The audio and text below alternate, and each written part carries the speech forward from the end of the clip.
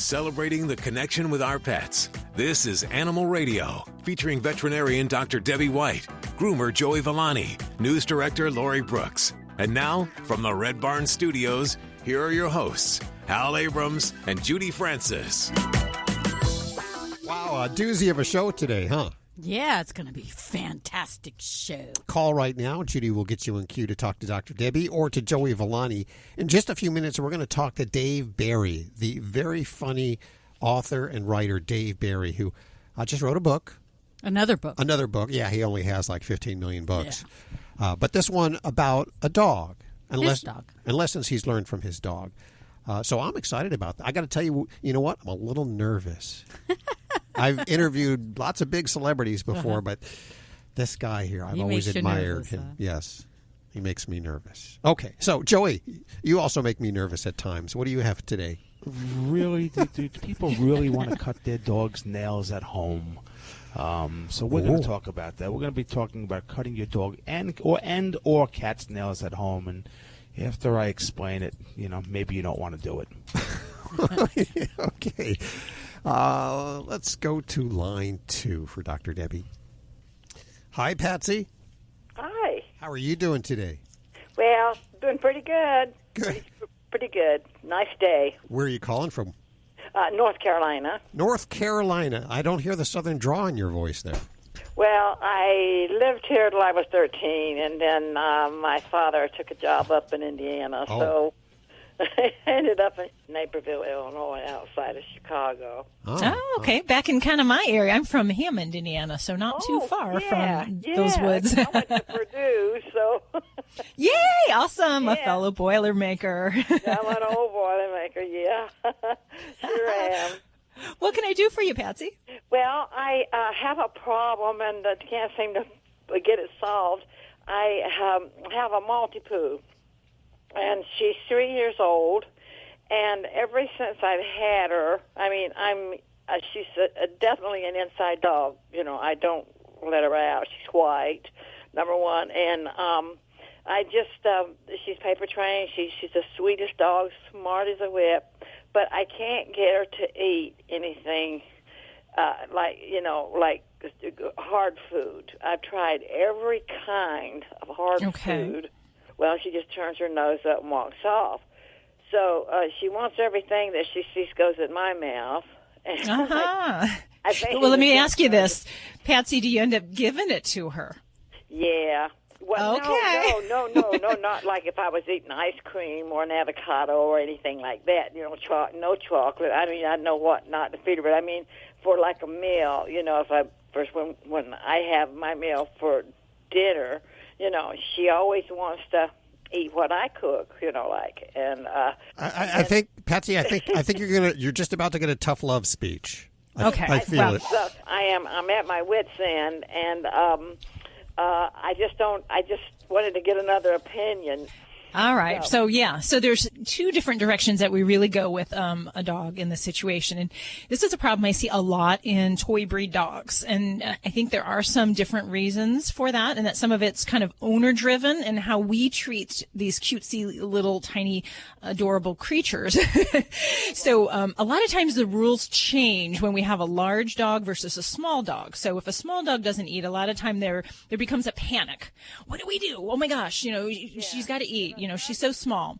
So that can make it difficult to discern if we really have a medical problem or if we just have a dog that knows how to push her buttons. So the medical causes of a little dog that might not have a strong appetite can be many different things. And I always kind of look back at if there's anything else going on medically in their world. So if they're vomiting or having any change in stool patterns, that might be significant and give me a direction towards something more of a digestive nature. If a pet's not gaining weight well or losing weight, then that makes us think of some other things, as well as, if there's weakness in the legs, anything like that. So the things that can cause a small dog to not eat well that are medical in nature can involve things like liver shunts, basically a congenital problem in which the liver does not process toxins normally. It has to be specially tested for with a certain type of a test called a bile acid test. So that might be something to think about. It is more common in little dogs. That's why we think of that.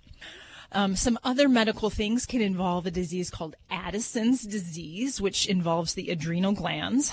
And another would be a pancreatic insufficiency.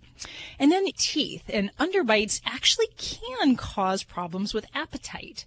And usually the way that manifests itself is if there's tooth striking tooth.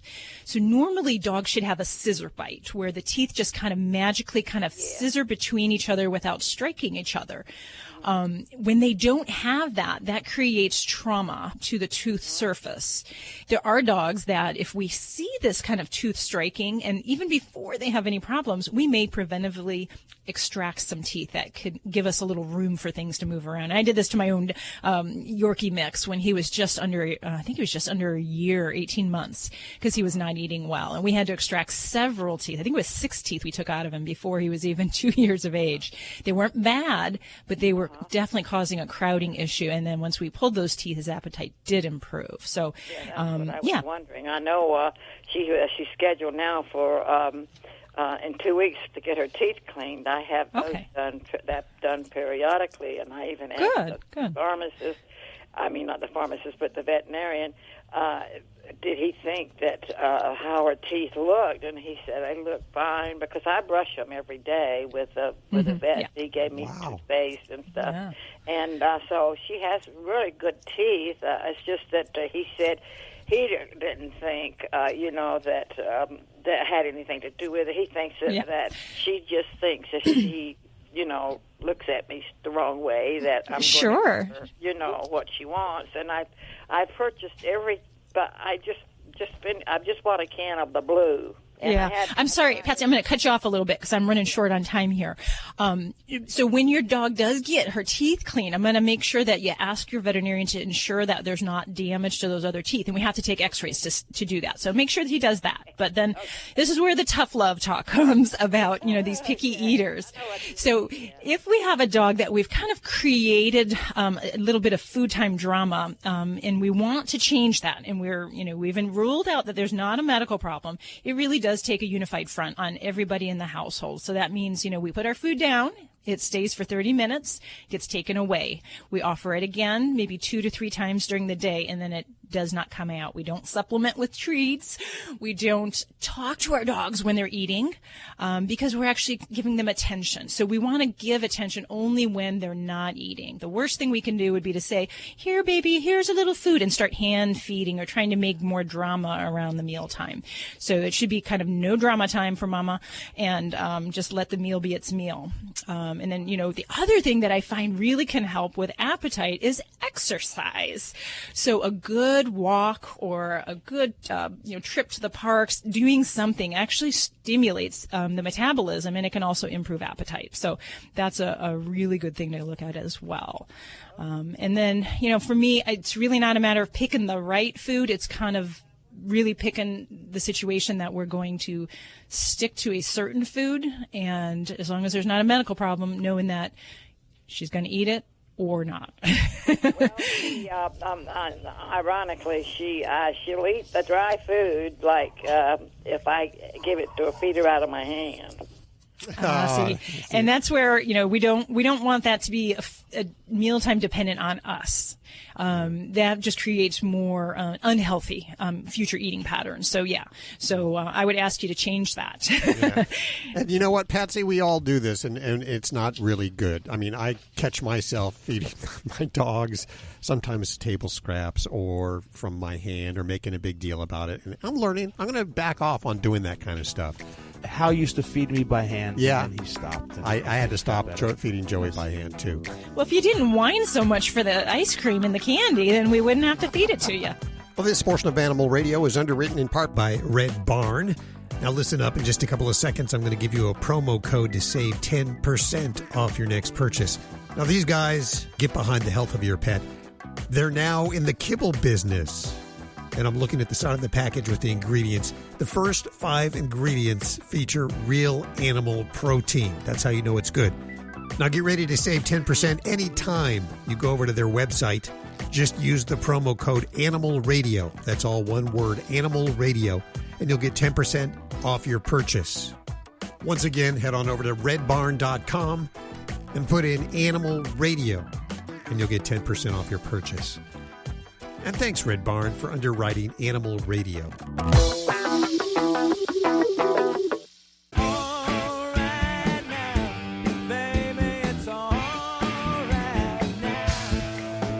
Hi, this is Paul Rogers and Cynthia Rogers on Animal Radio. Just know that it's going to be all right, meow.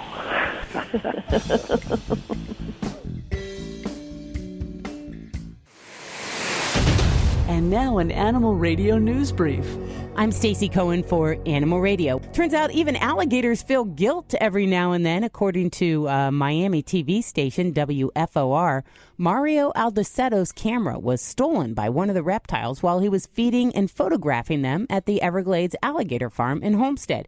Mario says he wrote the camera off, adding he just felt lucky that the gator didn't grab one of his arms. But 8 months later, an employee spots an alligator climbing out of the pond with a camera strap wrapped around its leg and the camera dragging behind it. Mario said the camera was badly damaged, had a number of bite marks on it, but with the help of a pair of pliers, he was able to yank out the memory card. It contained only one usable picture. Mario said that photo and the camera, they're now on display at the alligator farm. I'm Stacey Cohen. Get more animal breaking news at animalradio.com. This has been an Animal Radio news brief. Get more at animalradio.pet. Hello, this is Jane Goodall on Animal Radio, and I'd just like everybody to realize that each day you live, you make some difference on the planet, and you can choose what kind of difference you're going to make. And hopefully every day you'll try to make the world a little bit better for people, for animals, and for the environment. The old way of living with diabetes is a pain. You've got to remember to do your testing, and you always need to be sticking your fingers. The new way to live your life with diabetes is with a continuous glucose monitor. You simply apply a discreet, easy-to-use sensor on your body, and it continuously monitors your glucose levels, helping you spend more time in range and freeing you from painful finger pricks. If you test your blood sugar at least 4 times per day and inject insulin at least 3 times per day, or use an insulin pump and have private insurance or Medicare, you might be eligible for a CGM with little or no cost to you. Call U.S. Medical Supply today for a free benefits check. We offer free shipping, 90-day supplies, and we bill Medicare or your insurance directly. Call now and say goodbye to finger pricks. 800-785-1673. 800-785-1673. 800-785-1673. That's 800-785-1673. Hey, this is Big Ant from Rescue Inc. Remember, spay and neuter your animal, and abusers are losers. Now back to Animal Radio. Hey, don't forget you can get your fix of Animal Radio anytime you want with the Animal Radio app for iPhone and Android. Download it now. It's made possible by Fear Free Pets, taking the pet out of petrified. Visit them at fearfreehappyhomes.com. Live at the Red Barn Studios, you're listening to Animal Radio. Here's Hal and Judy. Our pets and animals mean so much in our lives that when they leave our lives, we look for unique ways to memorialize them, to pay tribute to them. It's no longer just acceptable to bury an animal in the backyard. In fact, is it actually? I think it's actually illegal. It's actually illegal, yeah. But there's a whole host of reasons you're not supposed to do that, from contaminating the soil, the water, to being unhygiene and bacteria. Couldn't other animals dig it up too? Exactly, that too. Yeah. Okay. Well, so you don't do that anymore. But what about turning them into a diamond or into a wine glass? That's so cool. That would be cool. Pretty cool. Yeah. Or shooting them up into space. What? Do you remember that news story you did, Lori, a couple of weeks back about the guy who sent or wants to send his cat's cremains up into space? That NASA Oh, yeah, employee. Pikachu. Yeah, Pikachu. Yeah, Pikachu the cat. Yeah. So his owner is going to talk to us about exactly the truths and fallacies of that particular story there, because there were a couple of things that just got the media picked it up and they maybe embellished it a little bit.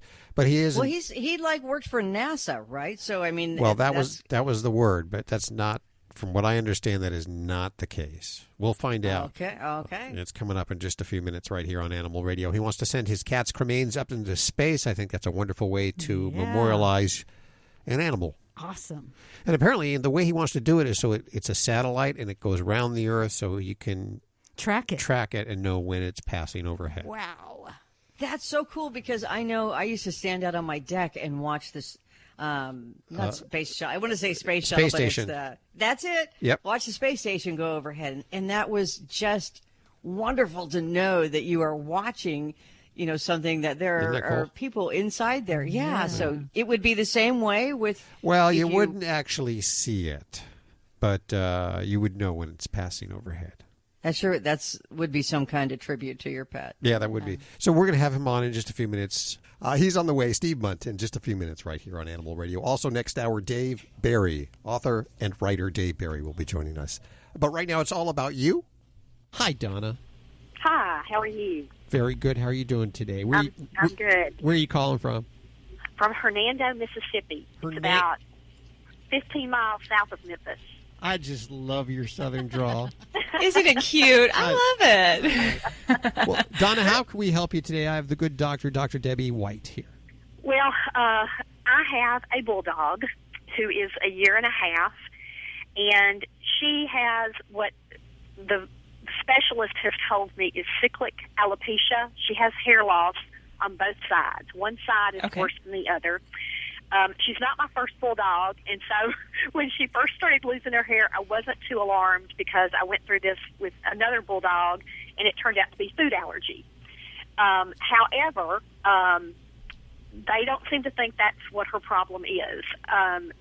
We are on a food diet right now, doing a hyperallergenic diet, but the vet really didn't give me much hope for her hair growing back, and I just wondered, are you familiar with anything that might help or know of anything else I might could do? Oh, sure. Yeah. And you're talking about cyclical or what we call seasonal flank alopecia, which is basically kind of a smooth hair loss that happens on the sides. And it's usually, even on both sides. Right. It tends to happen at certain times of the year. And the trick is, and you kind of got to some of this with the food allergy, is that this can look like a lot of different skin diseases. So it's kind of a diagnosis by exclusion. So we try to eliminate all those other possibilities. And what I'll usually do is do skin scrape testing, looking for mites. We'll do testing for hormone problems, thyroid disorders, adrenal gland. We even do skin biopsy, and that's usually the way that we kind of rule out those other possibilities. So I don't know how much of that kind of work was done with your baby there. They have ruled out a thyroid. They did some blood work, and they did do the skin scraping and have ruled out any kind of mite or anything like that. So I just kind of wanted to get your input and see if there was anything else you're aware of that I could do. Okay. Yeah, and I'd say in the back of my mind, I'd probably still like to get a skin biopsy because it's going to give us the best answer with more certainty that that's what we got. And that can be done fairly easily in many cases with just a local anesthetic. We just take small little skin biopsies, so it's not necessarily an anesthetic type thing. Okay. So that would be best. Now, if it is the seasonal alopecia, I have had some dogs have good results with melatonin. And what generally we'll treat for that or with that for about 3 months and giving it really once a day to twice a day, depending on the dog's size and the dose that we end up using. But in many cases, that can help. But the magic is once we treat with that, you can expect next year that the hair loss is going to happen again. So if we do have that cycle and a pet responds to melatonin, I'll tend to restart that the next year. Shortly before we expect those signs to occur. Otherwise, it's kind of an aesthetic problem. It's just the way it looks, so they're not bothered by it. So, as far as treating it, a lot of folks will just put shirts on their dogs and kind of give them doggy clothing to kind of hide the little embarrassing spots. But that might be something you could try with that route, is see how that goes. And, certainly you can talk to your vet a little bit more about the dosage, which might be appropriate for your dog there. Okay. Thanks for your call, Donna. You're listening to Animal Radio. Call the Dream Team now with the free Animal Radio app for iPhone and Android. Hey, this is Paula Poundstone. Wait, I forget where I am. Animal Radio. Animal Radio. I love that. All right. Hey, this is Paula Poundstone on Animal Radio. Spay and neuter your pets or we're going to be eaten alive.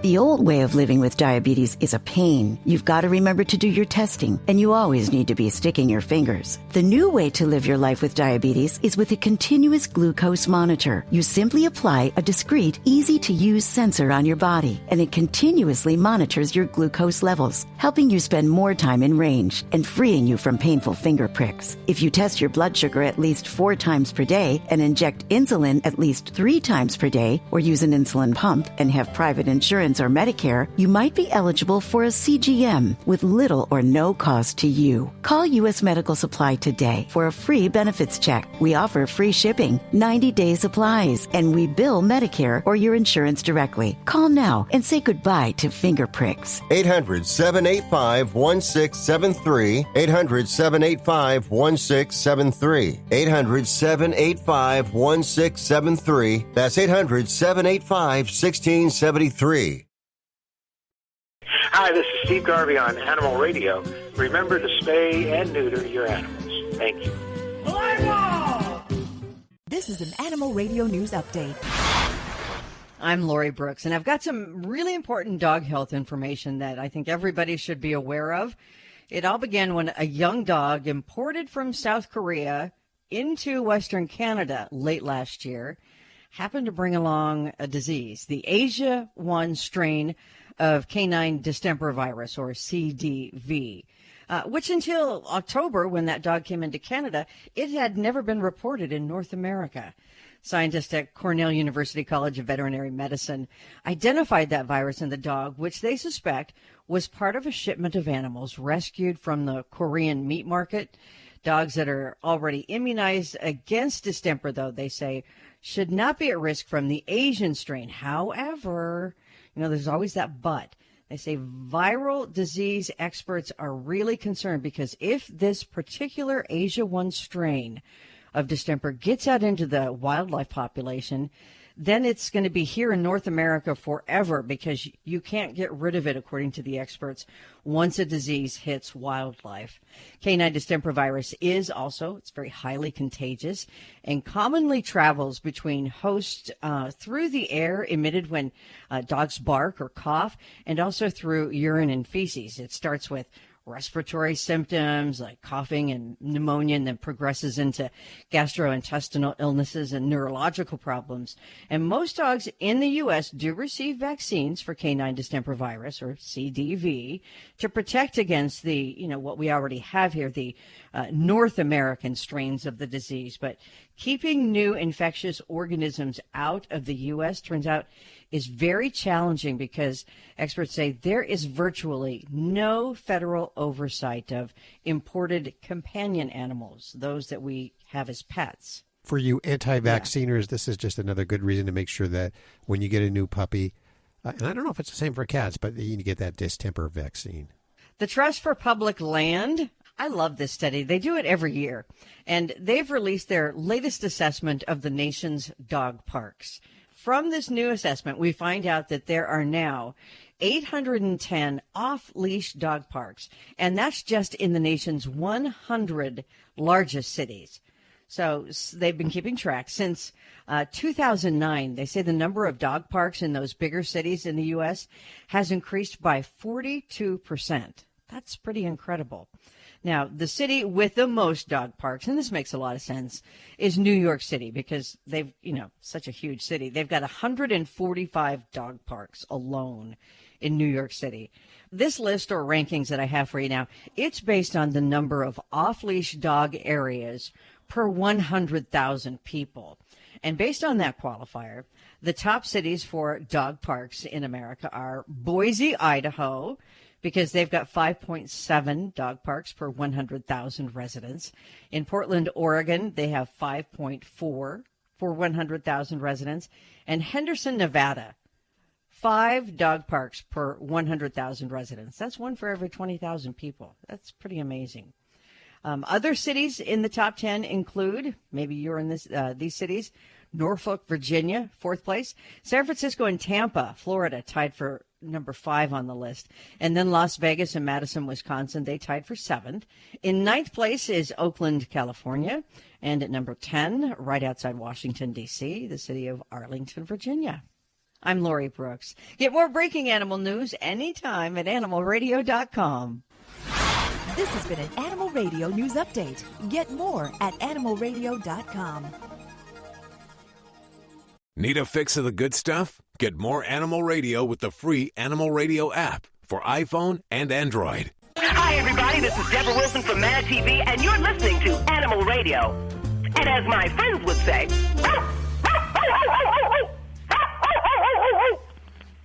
need a fix of the good stuff? Get more Animal Radio with the free Animal Radio app for iPhone and Android. Joey Villani, the dog father, saunters into the studio. You notice most of us walk into the studio. Some of us schlep into the studio, but... he has a certain swagger. He does, doesn't he? Yes, he does. Like he owns the place. Swagger? You swagger like nobody's business. There you go. I like swaggering. So what's going on? So I got a question for you guys. Do you guys ever want to or think about cutting your pet's nails? I mean, is it something that we do desire to do? Oh, we got to. We do. Yeah, we got to do. Well, okay. Sorry to burst your bubble, but the dog we got to do. You know, her nails get long, and the cat we do occasionally. But I got to tell you, if you're a single person, it's got to be tough because it is a 2-person job. Yeah, for us. Well, the reason why I ask is I always get a lot of people that ask about, cutting nails at home, and I never can understand why. And I guess most people really don't cut nails at home, so they don't know what they're going to probably encounter. And it's not the cutting of the nails too short; it's the screaming and the biting usually that happens after you cut that first nail, unless you got some really good pets, but. People that want to do nails at home, let me just say this: you got to have the right equipment. It's really important. Professional style nail clippers, and they're not all that expensive. I mean, they range anywhere from $5 to maybe $15 at the most. Matter of fact, I've just seen a pair of cat nail clippers in the dollar store. And they were actually decent ones, stainless steel ones. But the first thing you want to do is make sure you get the right size. Now, a lot of people say, "Well, I can use my big ones on a small dog." You can, but it's just not the proper tooling. Work with what you have. If you have a small dog, use small nail clippers. If you have a cat, use cat nail clippers. If you have a large breed, use large breed nail clippers. It's going to make it a lot easier for you. Secondly, and this is important, you need styptic powder, okay? Something that's going to, if you cut it too short, which is called a quick, it's going to bleed. So what you want to do is you want to have something. Now, it's really important that you try not to hit the quick because you're just going to, traumatize your pet forever, sure. Whether it's a dog and especially a cat. That once you quick a cat, forget it, you'll never cut their nails again. Sure. In a pinch, if you didn't have styptic powder, that's easy for me to say, huh? Could you use cornstarch? It works. It does work. It doesn't work. It doesn't work as good. Okay. You see, the whole thing is now I want to dismiss a fallacy. Okay.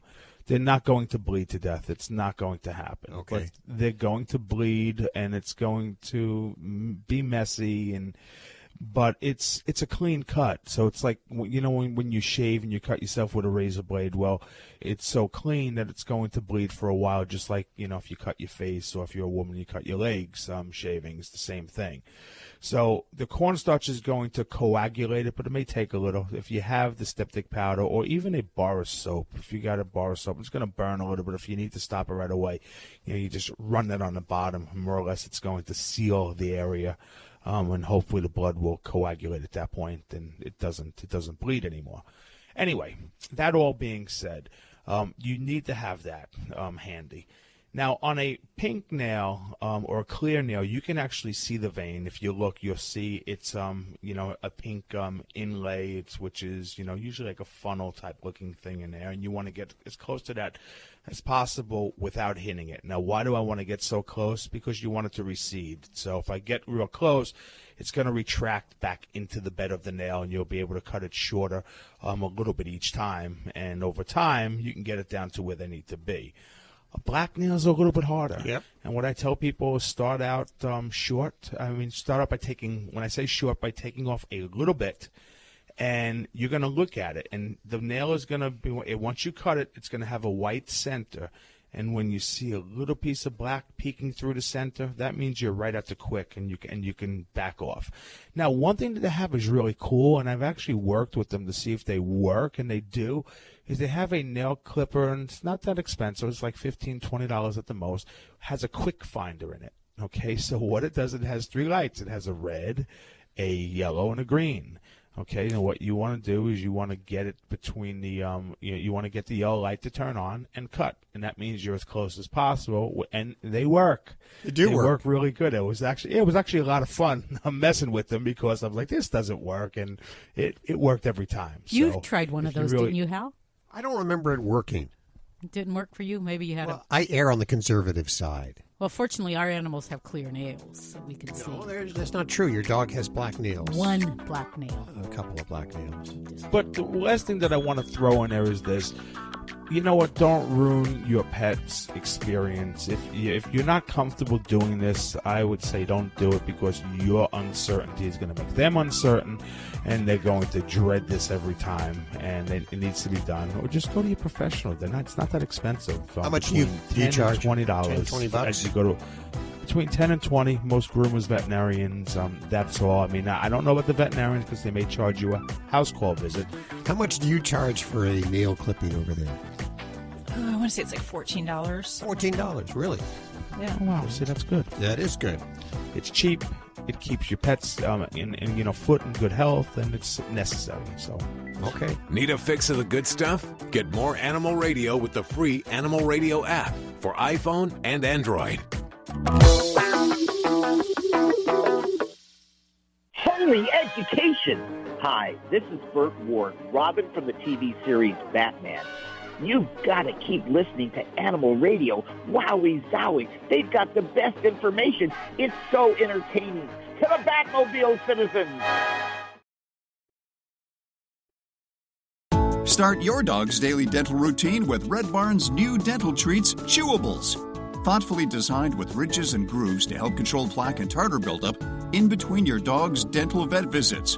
Chewables are natural, easily digestible, and your dog will love them. Red Barn Chewables, the tastiest way to brush your dog's teeth. Learn more at redbarn.com today. Use the promo code Animal Radio, and you'll get 10% off your purchase. Check out Animal Radio highlights, all the good stuff without the blah, blah, blah.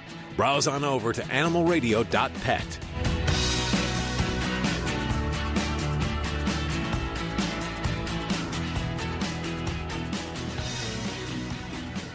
It's Animal Radio, celebrating the connection with our pets.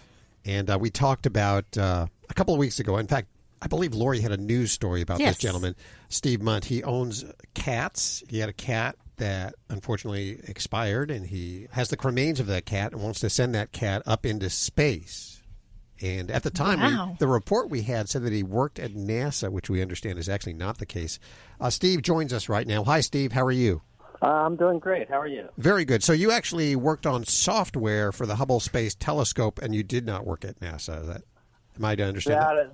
Yeah, that is correct. I worked at an aerospace contractor in the 1980s and worked on NASA projects over there. Story kind of went crazy as it went national and international, so there were errors that got introduced into the story. Yeah, it took a life of its own. But essentially, you want to send the cremains of your cat up into space, and this would actually be the first cat. Now, dogs have been sent up, but this would be the first cat's cremains sent to space? That is correct. Are you raising money for this? Well, where I'm at right now, I started a GoFundMe, which had been directed originally toward my Twitter followers. I am still raising money over there, but I did want to secure the flight, so I actually have signed the contract and made a payment on my credit card. Oh, wow. Okay, so when is it going to happen? Do you know? I am waiting right now for assignment to a flight and details on a flight date. Right now, I anticipate it will happen within the next 18 months. And why do you want to do this? I mean, it seems like a great way to memorialize your animal, but is there any other reason? There actually is. Pikachu was very special to our family, people-wise, and our cat family as well. Pikachu helped another cat of ours, a cat Z, who had some pretty serious illness and has had a lot of medical treatment, including a blood transfusion, stem cell therapy, and acupuncture for chronic kidney disease. Pikachu showed up at a time where Z just needed some re-energizing, and Pikachu was able to do that in an amazing way. Z has a Twitter account with over 12,000 followers, and Pikachu has been featured on that account, and Z's followers have really fallen in love with Pikachu, and they followed the story as Pikachu became ill and had a hospitalization and ultimately died. And literally thousands of people on Twitter were mourning along with me. And when I was looking for a way to memorialize Pikachu in a special way, I was looking for something that I could do not only for our family, but something that could include our Twitter followers as well. And a space launch just seemed to fit the bill. Z on the Twitter account has been personified, and there's a very scientific-y kind of feel to the Twitter feed. And this is something that once Pikachu goes up, the satellite can be tracked at all times. Wow. That's cool.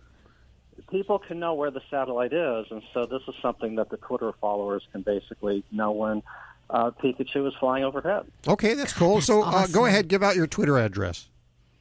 The Twitter address is Growing Up Z. That's Z-E-E. Growing Up Z, and we'll put links to everything you've heard on today's show over at animalradio.com. Steve, thank you so much for telling us your story today. I appreciate your time. Okay, well, thank you. Take care of yourself. You too. Bye. We have a 300-pound pig at the office today. It's not nice to talk about your staff. Oh, that's horrible. And actually, we should be referring to it as a hog because it's actually a domestic pig. Yeah, okay. It's not a potbelly pig. It's actually like a feeder pig that has been rescued and taken in as a pet pig. So why is it there? Well, Jack was losing his testes today. Oh, getting neutered. How old is Jack?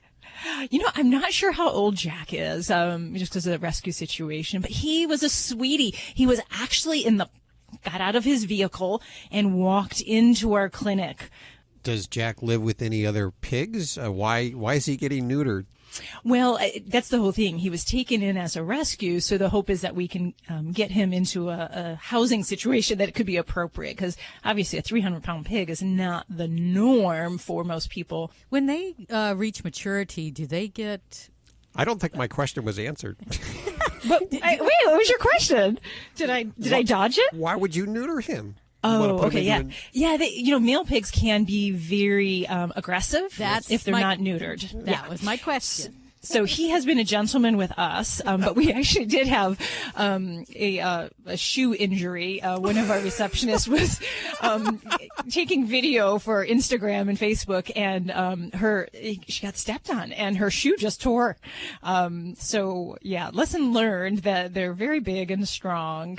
But yeah, so you do not want either a female pig that is in heat becoming aggressive with you, or a male pig being territorial. So yeah, that's one of the reasons we spay and neuter. But then also, we just don't want other pigs that might be kept in the same area to breed, or wild pigs. A lot of areas of the country have wild pigs. We don't want them to bust into a yard to breed. Yes. Can we see this on Instagram? Is it the whole thing, the whole horrid shoe incident on Instagram? You know what? The shoe incident did not make film. Oh. I was kind of sad about that. I asked that same question, but no, we have some cute video and photos of him. He is a sweetie. And what is the Instagram page? Do you know what the I honestly handle is? Don't know. Really? Oh, you got to leave it to the geeky little millennials, don't you?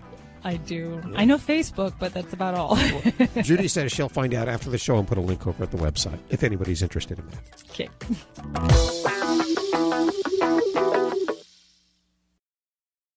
All of us here at Fido Friendly Magazine can't wait to get on the road again with our favorite Fido. We know that it's just not a vacation without our furry companions by our side. Start daydreaming now and visit FidoFriendly.com to scout out places near and far so you will be ready for your next adventure once it's safe to travel. That's FidoFriendly.com. Until then, stay safe and leave no dog behind. From the Red Barn Studios, this is Animal Radio, featuring veterinarian Dr. Debbie White, groomer Joey Villani, news director Lori Brooks, and here are your hosts, Hal Abrams and Judy Francis. You've tuned in just at the right time. We are moments away from Dave Barry, author and writer, columnist Dave Barry. He's so funny. Ladies, I got to ask you, I'm going to hold up this picture of Dave Barry. Yay. And he's on the front cover of his latest book. And not a lot of authors actually put their own photo on the front cover, but he has. Right. And so I'm going to ask you, Judy, how old does he look in this picture here? Boy, I'd say 50, 60, Is 50s? that a current picture? Yeah, it's a current. Well, it's less than a year old, I think. I'd say he's late 50s, early 60s. Yeah, would be my guess. Really? Yeah. And that's even, I think, even pushing it. I mean, he looks very young. He is 70 years old. Wow. Wow, I was going to say 55. Yeah. Wow. And I'm pretty sure it's all the humor in his life and the animals that keep him young and looking like that. I hope I look that young. You know what? I already look older than that. And not anywhere No, you near. don't. You do not. I don't usually read. I could stop the sentence right there. I don't usually read hard, tactile books. It's my iPad and my Kindle is what but I picked this one up because I wanted to find out a little bit about what he's writing about. Very funny, hilarious book called Lessons from Lucy, and we'll talk to him in just a few minutes. Lucy, of course, being his dog. What kind of dog is that? Do you know? She looks like she's a black lab, but she's gray muzzle now because she's older. She's an elderly dog. Okay. She's still around, right? Yes, she is. Oh, good. Got to clarify that. Yes. Boy, wouldn't that have been a faux pas? I get on with all nervous with Dave Barry, my idol, and ask him about his dead dog. Yeah, that wouldn't have worked. No. And at the bottom of the hour, we do a check of the news with our Miss Brooks. And what do you have today? Oh, that was such an old show. That was. Dave Barry would really like that reference there. I know. If I weren't already married, I would think about Mr. Barry. He's pretty handsome. And we're all attracted to, all of the women here on this show, to guys who just love their animals, their pets. It's just sexy. Yeah. It is. Definitely. Hey, I'm going to tell you about, it's not a happy story by any means, but we're making huge strides in the law recognizing what our pets mean to us. And one woman in California who has been awarded $60,000 for her dog by the court. We can tell you that story. And there's always that old saying, a boy and his dog. I'm going to tell you a story about a girl and her duck. Quack, Adorable. quack. Okay, that's on the way in just a couple of minutes. Hey, Roger. Hi, good. How are you today? Good. How are you doing? Very good. Pretty good. Trying to get home. Where's home? Say, Grand Island, Nebraska. Nebraska. Okay. How can we help you today? I called a couple of weeks ago and told you about my four-legged heroes. Well, one of my heroes has a problem. Actually, both of them do, but the one I want to address right now is a cat. We have our computer in the living room, and we have our office chair there, and the old one, he just shredded it from his claws, digging in. And we bought a new chair, and we're trying to keep him away from it. I even gave him the old chair and put it in a room where he sleeps all the time, and that doesn't even do any good. He still likes that new chair.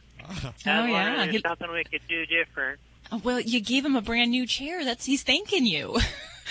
and that's not unusual. I've had that happen before where people will, get a whole new couch, they put a new one in there, and the kitty does the same behavior because it's still the same place, it's the same behavior, so nothing in his world has changed. So the challenge is to try to train the kitty to not use the chair as the preferred spot. So this is where, have you ever used a scratching post for him? I have put other things up there for him to scratch on. He still likes the chair. Yeah. preference there. Well, there's some things we can do. And the tough thing with cats on scratching on things, we can't always do a negative deterrent. We don't want to yell at them. We don't want them to see us reprimand them, because then they've associated that with us and they're not associating it with the behavior. So we really focus on positive reinforcement and then just blocking the area and cutting off access. So as positive reinforcement, that's where we get the alternate site. We get a scratching post or a kitty condo. We feed the kitty there. We throw treats. We throw catnip there. We make that a very good spot. And if you have to, you put it next to that chair, or you put it somewhere where he can still see it in the environment that he wants to scratch. Because scratching is a marking behavior.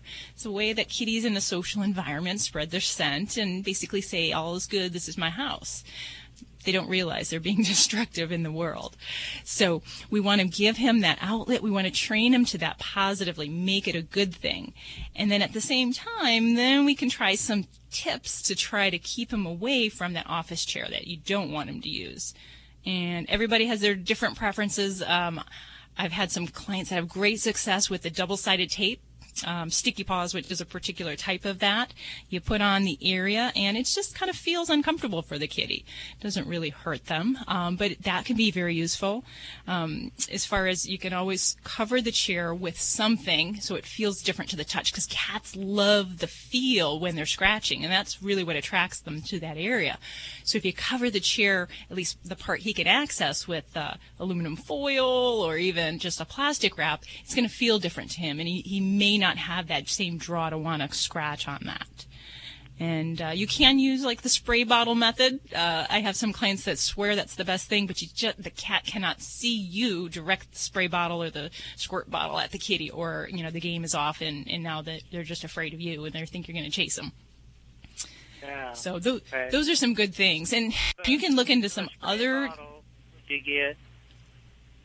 What kind of What's spray that? would you get? A water mister, or you can get a squirt gun, just a small, don't get out the super soaker squirt guns. There's no reason to, totally soak the kitty. But, don't use the super soaker anymore, Judy. You got to put that away. That was okay. Apparently too much.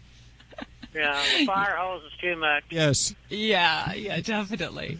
But, then there's some other things. And some people have some good success with some of the compressed air items that are used for training cats. If you try to keep them off of couches or counters, there's these little containers that you can buy on the internet and pet catalogs and so forth, that when the pet goes by a certain area, it gives a puff of this compressed air, like you're cleaning your computer keyboard.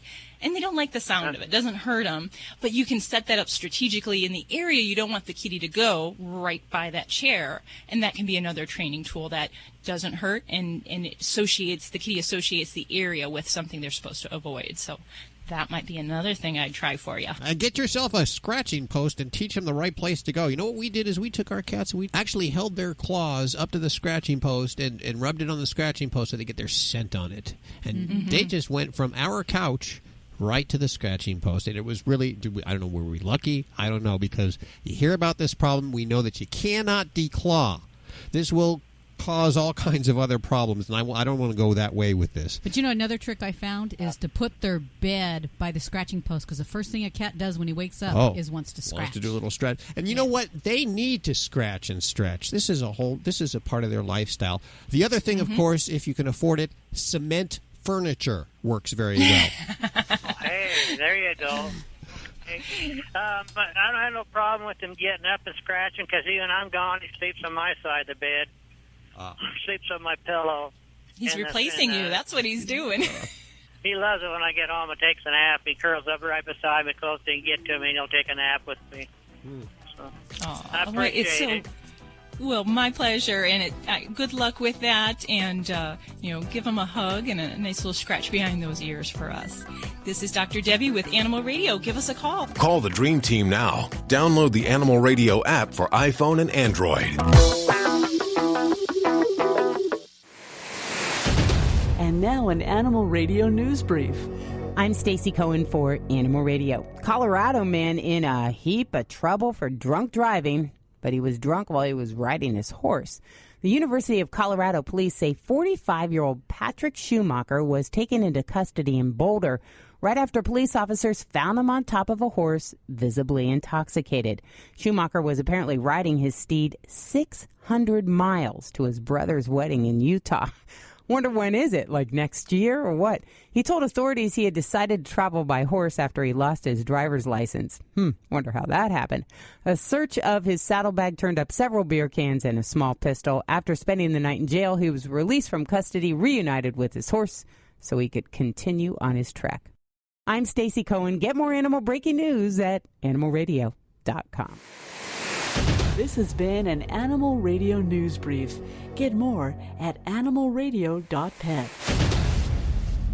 Alan Cable with today's dog tip. We had an email from a listener whose dog was afraid of a new laminate floor. She said sometimes he seems to forget about it and find some peace, but invariably he refocuses on the floor and becomes afraid again. What can she do? It's pretty interesting, isn't it? Dogs become afraid when they have a negative experience, a bad experience, and associate it with something. So you know how dogs get excited and run full speed? He was used to some other floor covering, and here it is, this nice slippery laminate. Maybe the dog took off on that new laminate floor when he got excited and couldn't stop. Slid across the floor and banged into the wall, or just never had his legs taken out from under him like that before. So at that moment, he became afraid and associates it with the floor. Now, because she said he forgets sometimes and finds peace, that's the time to give him attention and reward him and say, good dog, give him a treat. You can use that time to refocus his mind away from the fear and start forming a positive association with being on the floor by giving him affection and a treat. Now, understand, this is calm affection. Then you put his leash on and walk him around on the floor, being all calm and acting like a leader. And when he's successful, you tell him what a good dog he is. If he's too afraid to venture on the floor, just stand there. Say nothing, look straight ahead, and stand there for 3-4 minutes. Then take off and try to walk the dog across the floor briskly. If he won't go, just stop and start over again. You can even walk in a circle away from the floor before turning back, facing it, and briskly trying to take off across it. Remember, you can't feel sorry for your dog, and you can't be tense. You've got to be totally calm and picture in your mind you and your dog walking across the floor like it's no big deal. The more calm and confident you are, the more you act like a leader, the more your dog is going to learn to trust you and to follow you. It's all about being a leader and building trust. So remember to walk your dog every day for at least 30 minutes. On your side or behind you, never in front. And remember, these things don't happen overnight. Whenever you try to change a dog's behavior or eliminate a fear, build positive associations, it takes time, consistency, and patience. Get more tips at animalradio.com.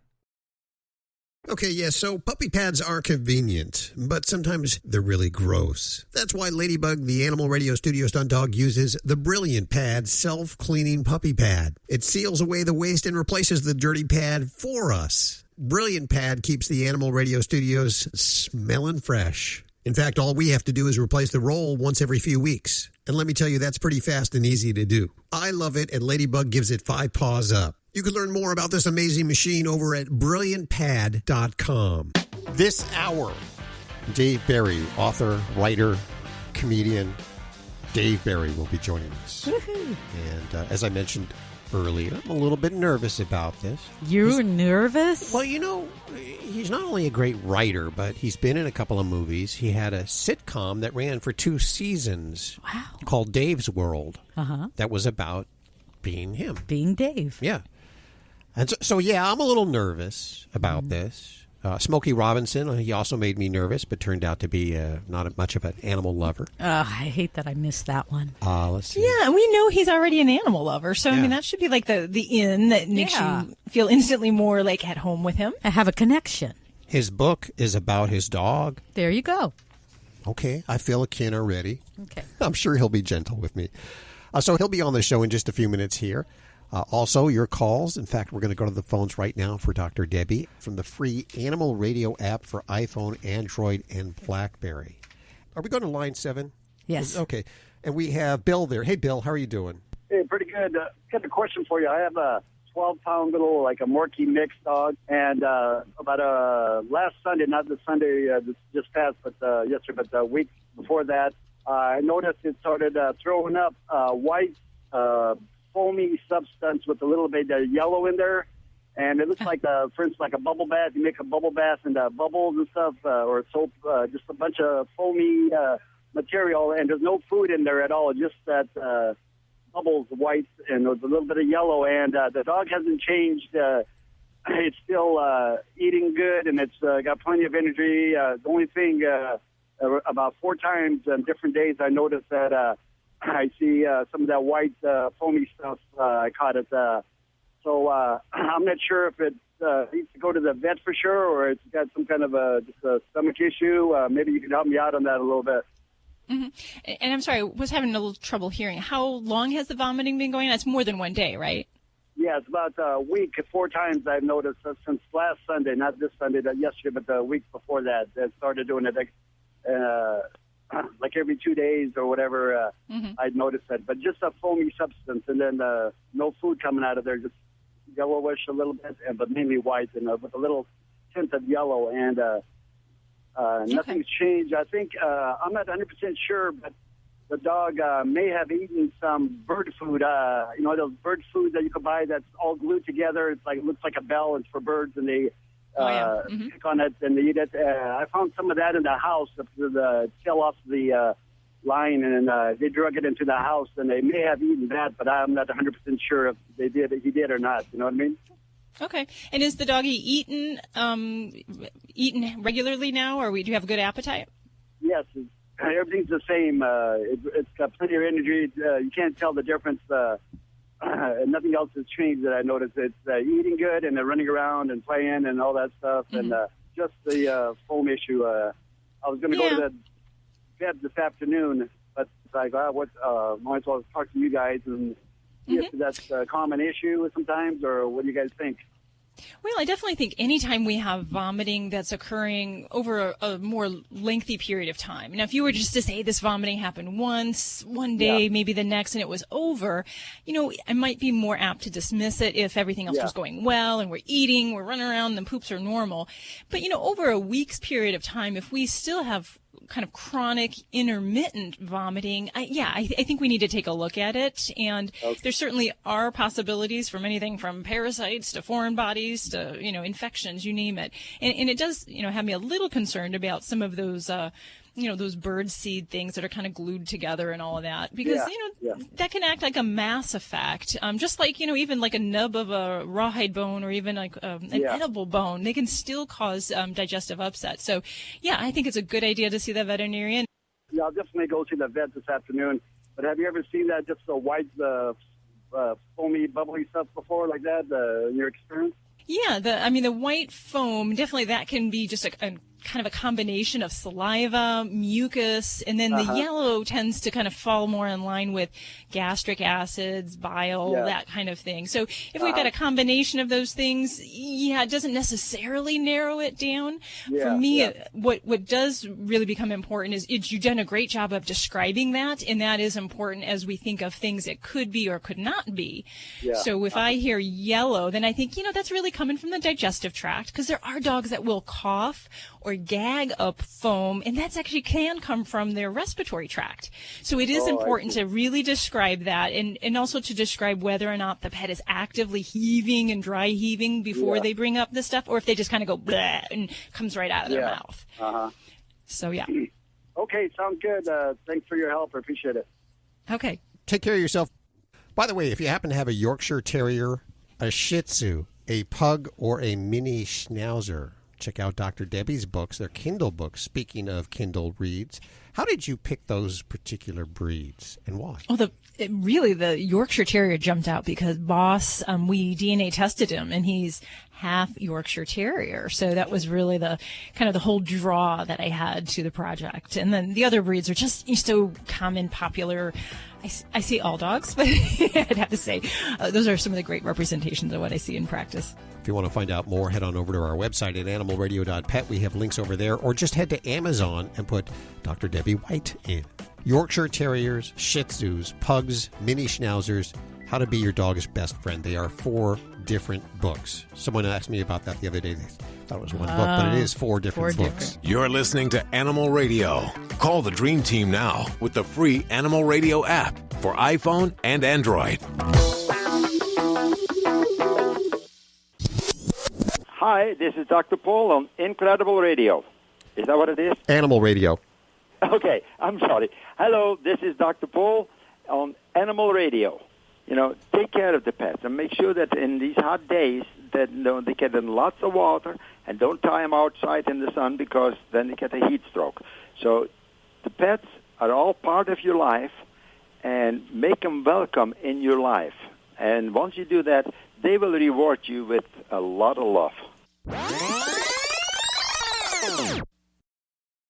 Your dog loves meat. That's why they'll love the new line of Red Barn dry dog food. The first 5 ingredients in each Red Barn recipe are meat, fish, or poultry, sure to satisfy your dog's carnivore cravings. The added functional ingredients make Red Barn dry dog foods the perfectly balanced meal for your best friend. Available in land, ocean, and sky recipes. Your dog loves meat. We love your dog. Head to redbarn.com to use the promo Animal Radio for 10% off your first bag. This is an Animal Radio News Update. Now, we've done a lot of stories about finding somebody online that can help you with your pet, dog walkers, pet sitters, all kinds of things. And then, of course, we've also heard a lot of stories about the sad things that can happen when we do that. For example, a woman in Napa, California, whose German Shepherd died while in the care of a dog trainer she had found online. She has been awarded now $60,000 by a county court because she ended up suing this trainer for negligence, breach of contract, and also a host of violations of state health and safety codes after a necropsy on her dog revealed that he had died from heat stress or hyperthermia after 17 days in the trainer's care. And she had paid the trainer $6,000. And in many cases, what they'll do, you contact them and they send somebody to pick up your dog so you don't really get to meet that person.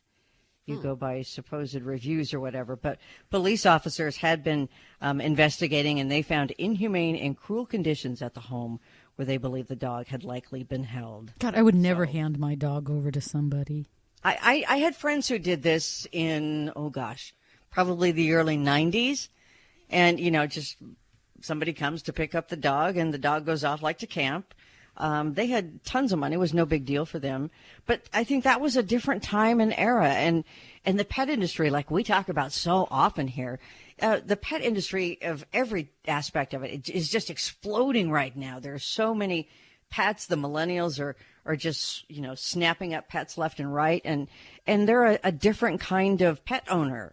They're looking online for these kind of things, but bad things happen. And where there's money involved, there's going to be bad people. So pet industry is big. So now these people, all these, crooks are figuring out how to get in on it. You said it much better than I did, Judy. That is exactly the point. Now, I'm going to leave you with some happy news today, okay? A lot of kids go to the park to see ducks. Heck, I'm, how old? And I go to the park to see ducks just because I love it. But 8-year-old Kylie Brown, who lives in Maine, actually takes her duck to the park. You see the difference there? So Kylie wanders off to the park with her duck and her parents, of course. But if you missed this viral story about Kylie and her duck, the duck's name is Snowflake. It's a great story. She takes the duck to the pond at her park, and Snowflake even returns to her when she calls its name. And it's out there in the middle of dozens of other ducks. He's like, hey, that's my mom. And everybody says that Kylie is definitely Snowflake, the duck's mom. According to Kylie's parents, they say Snowflake, the duck, had to be by their daughter's side 24/7 since the day they brought him home. So they finally brought him into the house, put a diaper on him, and now he's a house duck. It's adorable. It's very, very I cute. want a duck. I mean, she is the duck's mother. I mean, you see some animals that bond to other species. Same thing, except this duck bonded to a human. I love it. I'm Lori Brooks. Get more breaking animal news. We've got it all the time for you at animalradio.com. This has been an Animal Radio News Update. Get more at animalradio.com. Live at the Red Barn Studios, you're listening to Animal Radio. Here's Hal and Judy. The amazing Dave Barry is joining us. Hi, Dave. How are you doing? Doing good. How are you guys? Very good. Go ahead, set the scene. I imagine you in a lounge chair with a pipe and a dog sitting next to you. Nope, I have no pipe. I do have a hyperthermic needle because I live in Florida. No pipe. I'm in my office where I work, or if you call it work. And usually my dog Lucy would be lying on the floor right next to me because she likes to spend the day here. But at the moment, she is taking a walk. I told her she had a chance to be on Animal Radio, and she chose to walk. You know what? I understand that. I'm glad completely you get didn't. that. Yeah, I'm glad you didn't choose to walk.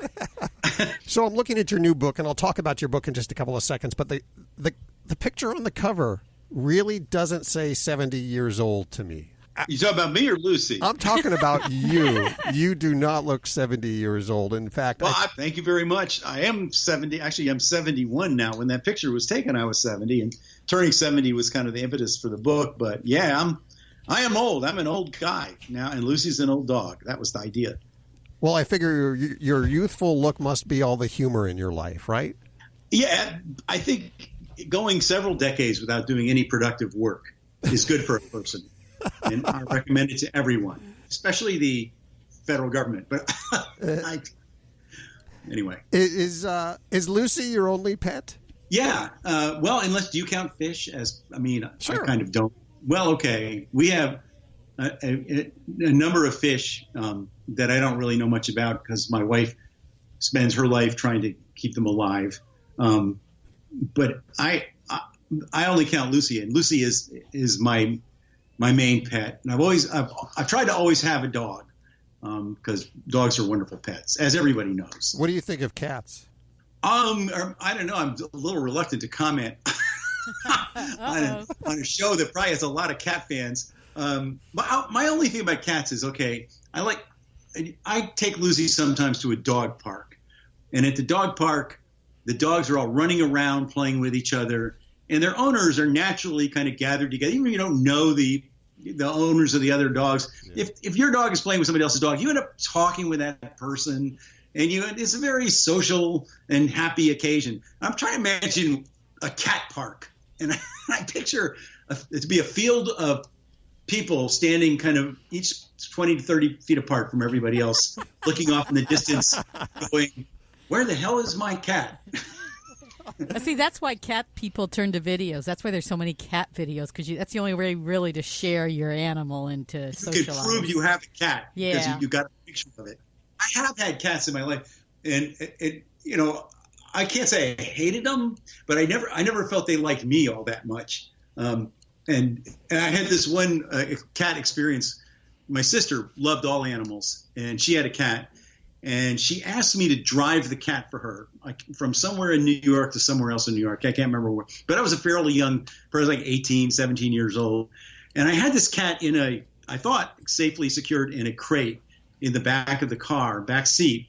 And while I'm zipping down the Taconic Parkway at 70 miles an hour, I suddenly realized the cat is directly under the accelerator pedal. Oh my goodness. Yeah, and there's no real good way to handle that situation. If you reach down and try to grab the cat is not going to react well to that at all. Plus, you won't be able to see. And I'm trying to hit the brake, but I didn't want to step on the cat. I thought that would be a mistake.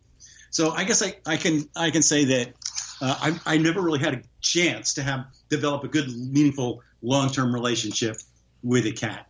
Oh, I totally get it. There's some people that are cat people, there's some people that are dog people, and some people that are both. It's just the way of the world.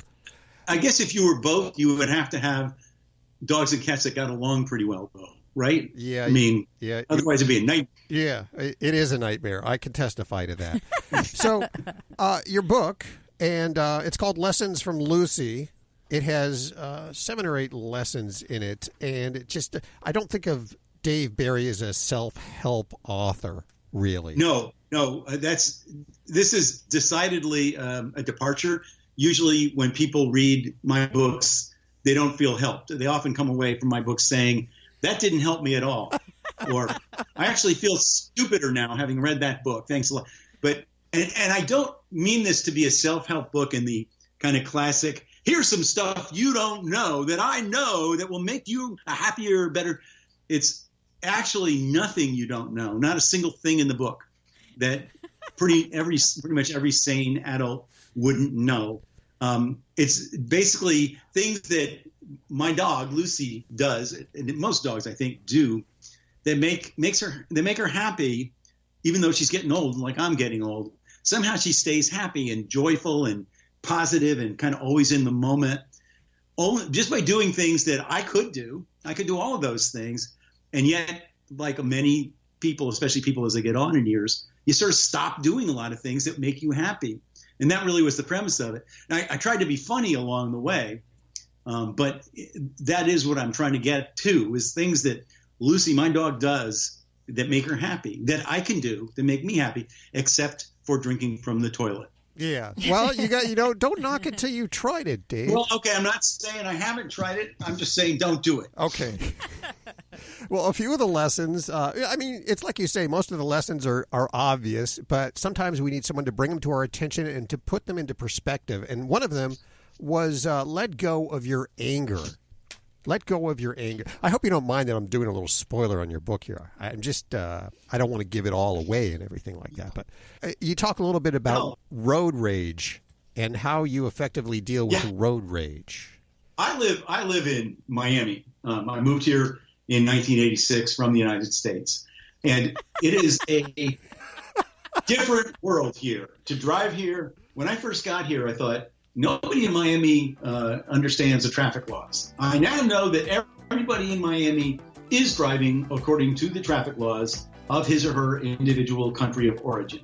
So we have many, many different interpretations, for example, of the stop sign or the blinker or the yellow light. Dave, hold on a second. We got to take a quick break. We're with the amazing columnist Dave Barry, and we'll be right back. This is Animal Radio, baby. The old way of living with diabetes is a pain. You've got to remember to do your testing, and you always need to be sticking your fingers. The new way to live your life with diabetes is with a continuous glucose monitor. You simply apply a discreet, easy-to-use sensor on your body, and it continuously monitors your glucose levels, helping you spend more time in range and freeing you from painful finger pricks. If you test your blood sugar at least 4 times per day and inject insulin at least 3 times per day, or use an insulin pump and have private insurance or Medicare, you might be eligible for a CGM with little or no cost to you. Call U.S. Medical Supply today for a free benefits check. We offer free shipping, 90-day supplies, and we bill Medicare or your insurance directly. Call now and say goodbye to finger pricks. 800-785-1673. 800-785-1673. 800-785-1673. That's 800-785-1673. Live at the Red Barn Studios, you're listening to Animal Radio. Here's Hal and Judy. It's Animal Radio. We are with columnist and author and an all-around amazing, funny guy, Dave Barry. And just before the break, we're starting to talk about road rage on Animal Radio. So how is this a lesson that your dog taught you? Like if somebody cuts me off in traffic, okay, that is annoying, but I don't really need to think about it the rest of the day. I don't need to wake up in the middle of the night still thinking about it, but I do. And it's one of the wonderful things about dogs is they don't. I mean, they get mad. Like when the thing that really infuriates Lucy is when, and this happens every week, if you can believe it, men come and they take our garbage. Oh. She cannot. Yes, I don't know. She gets up to the window. It's in the office, right outside the office window is where the garbage cans are. And she gets up there and just barks so angrily. She looks back at me like, are you going to just let them take our garbage? Are you just going to sit there and do nothing?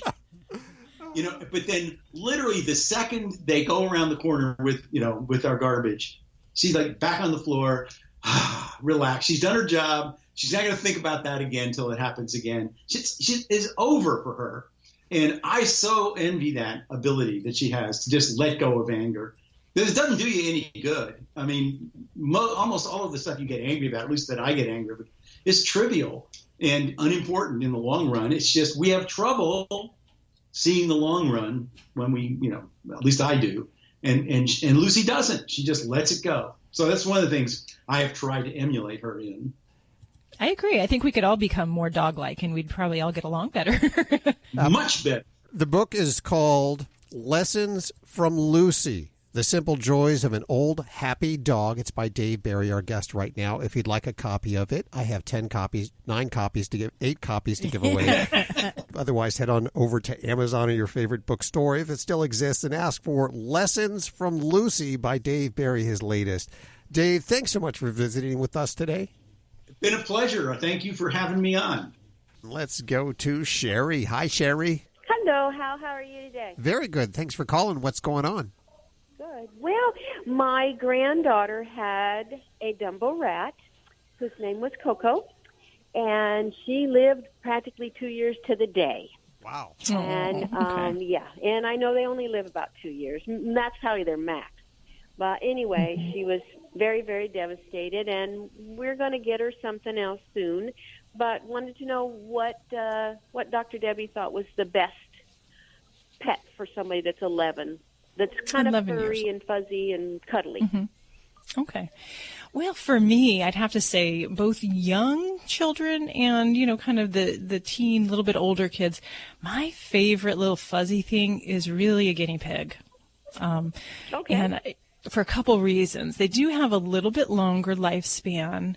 They're quite docile, and as far as handleability is very good. And not that I don't like other species, but I think, some of the real little critters like, the rats, the hamsters, and the gerbils, you've got a couple challenges. Would your daughter if your daughter was younger, that would be one concern. She's definitely in an age group where I think that would be appropriate for handleability. Some of those also have some nippiness, with the gerbils and the hamsters, so you have to be prepared for that. But the lifespan of all those critters is not much. So yeah, rats about 2 years, gerbils, maybe get 3 to 4, hamsters a year or 2. So they're pretty short lifespan. So you just got to be prepared for that. What about guinea pigs? How long do they usually live? They live a bit longer, so about 5 years, maybe 7 years would be kind of the longer end of things. Yeah, that would be better. So yeah. Then it was about time she was going off to, college, and then that way it wouldn't be so devastating. Yeah. And, they're still bunnies. Bunnies can make good pets. They are not for young children. But, and they can have, great personalities, and they also live, just as long, but, even longer than guinea pigs. So, but I just think that the guinea pig is just such a winner. I guess maybe I'm jealous because I never had one as a kid, and I think they are like the most fun. And they also, they're great for teaching responsibility because they need to have regular vet checks. So, I would say at least every 6 months, a guinea pig should go in to have a couple of things checked. If you're not trimming their nails at home, then you should be having that done at least every 6 months, but probably more often than that. The other thing we like to check on a rodent exam is checking their teeth. And guinea pigs and rabbits have constantly growing teeth, like most of these critters, but they can have some dental problems. So we want to look in the back of their mouths to see if there's any kind of overgrowing of their teeth. So that also, kind of teaches responsibility, but they're such fun little critters, and they come in so many different kind of colors and hairstyles, and I think that's what I would want. I would want to put a little barrette in their hair. A little bit bigger than the Dumbo rat. Oh, yeah. Yeah. Okay. All right. Yeah. Well, that's perfect. Keep us posted. We'll look for them. Send us pictures. Yeah, I will. Okay. I'll do that too. Thank Take you. care. Guinea pigs, no relation to any pigs whatsoever. That's just the name, right? They're rodents, right? Yeah, no. And you know what? If I call next week and say, hey, I got a guinea pig, you guys are going to know why now. I think Boss would like a guinea pig.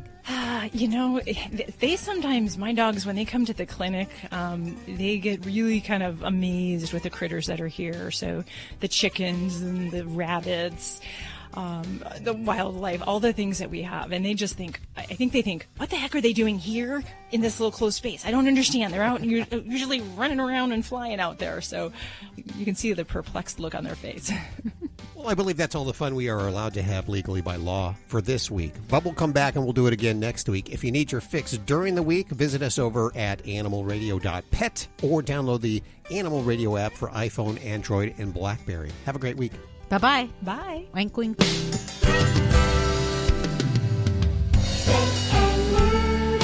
Always adopt, don't declaw.